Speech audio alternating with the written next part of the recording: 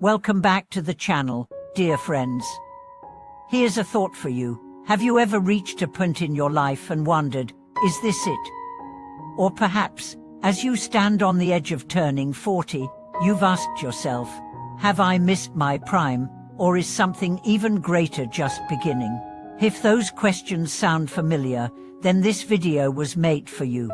Today, we are going to walk together through the gateway of what many call the golden decade of life, the period that starts at 40. We'll explore how this stage of life isn't the decline of dreams, but the very beginning of transformation, maturity, and blessings you've been preparing for your whole life. Let's start with a truth we often forget. Age doesn't diminish your potential, it refines it. Turning 40 isn't a sign that life is slowing down. It's a signal that you've reached a new level of wisdom, resilience, and power. You've survived your 20s, the chaos, the experiments, the impulsive decisions. You've made it through your 30s, the years of responsibility, foundation building, and identity formation. And now, as you approach or settle into your 40s, something changes, not just in your body, but in your soul. You begin to see what matters and what doesn't. You become less interested in proving yourself and more focused on living truthfully.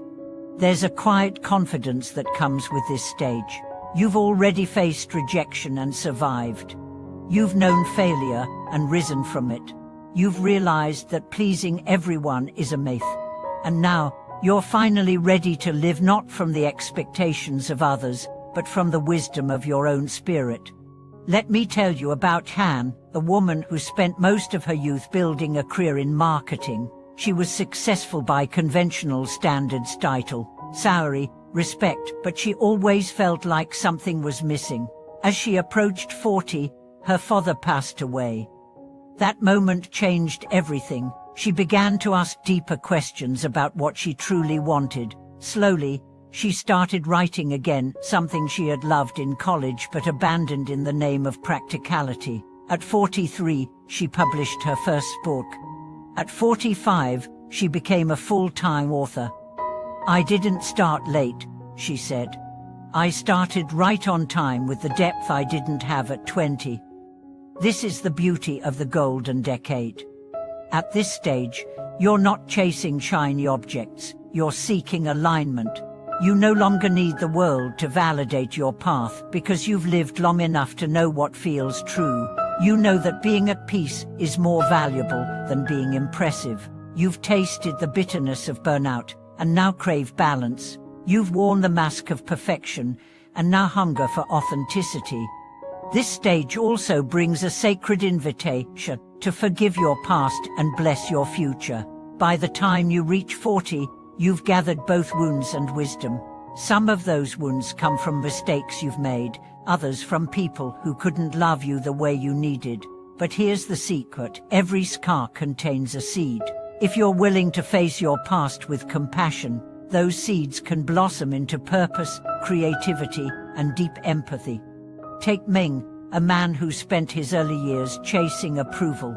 He worked 80-hour weeks, bought a house he didn't need, and said yes to every request even when it meant saying no to himself. At 39, she had a panic attack that landed him in the hospital. That moment shattered the illusion of success he had built.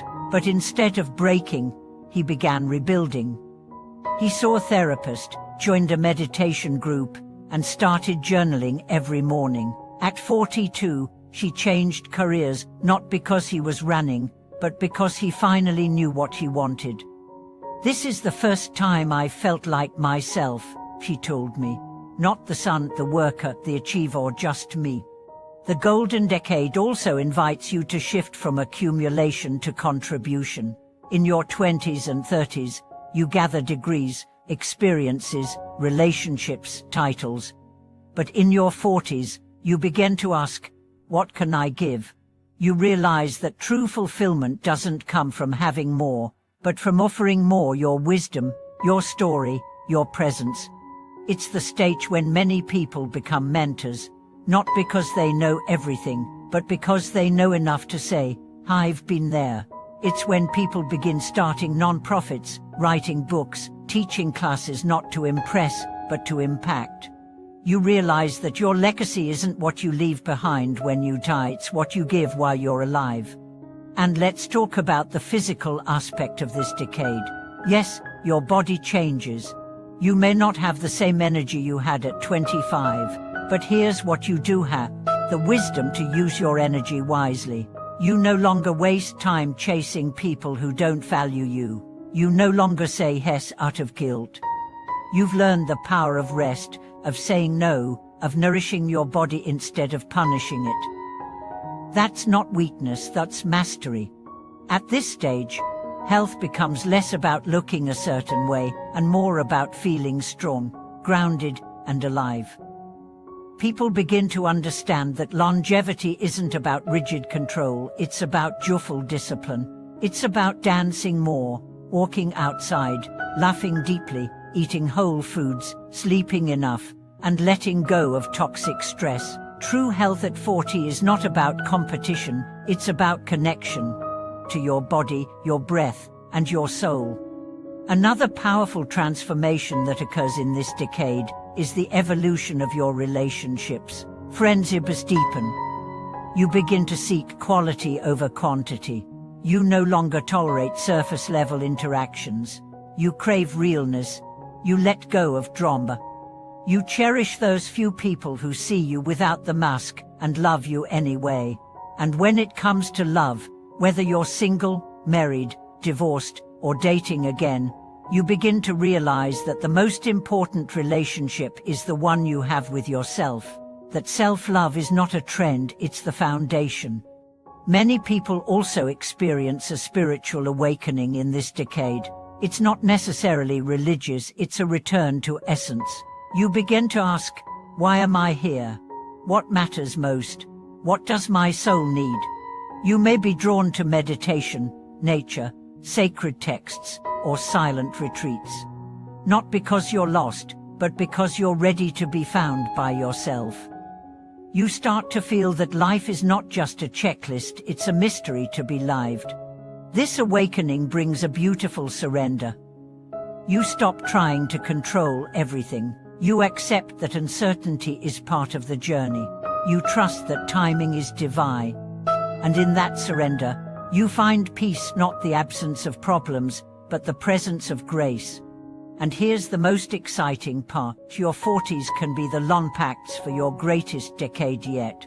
Studies show that many of the world's most impactful leaders, artists, entrepreneurs, and change makers began their most important work after 40, because by then, they had the courage to start over, the wisdom to do it right, and the confidence to trust themselves. So if you're in your 40s or approaching them, this is your time. This is not the sunset of your dreams. It's the sunrise of your deeper calling. It's the moment to stop surviving and start thriving, to stop pretending and start embodying, to stop chasing and start receiving. Thank you for watching this video. If you're entering your golden decade, or already living it, I'd love to hear what's shifting for you. Share your story in the comments below, subscribe for more content that celebrates life's most meaningful transitions, and give this video a thumbs up if it touched your heart. We'll see you next time.